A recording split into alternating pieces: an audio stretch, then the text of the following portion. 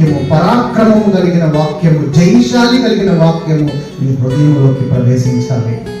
ఆ వాక్యము ప్రవేశించిన రోజున నీలో ఎటువంటి అనారోగ్యం అనేది ఉండదు.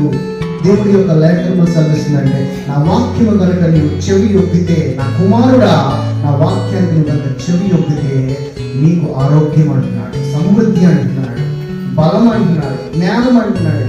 ఆయన అన్ని రకాలు కలిగే ఉన్నాడు.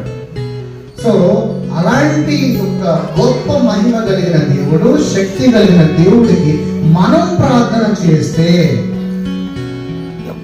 ఇప్పుడు మన దేవుడు శక్తిమంతుడైనప్పుడు ఆయన పిల్లలమైన మనము ఏమై ఉండాలి? శక్తి కలిగిన వారమే ఉండాలా?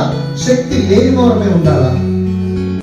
శక్తి కలిగిన వారమే ఉండాలి. కానీ ఈ రోజున మనం శక్తి లేని వారిగా జీవిస్తున్నాం. మన తండ్రి ఏమో శక్తిమంతుడని ప్రార్థిస్తూ ఉంటాం,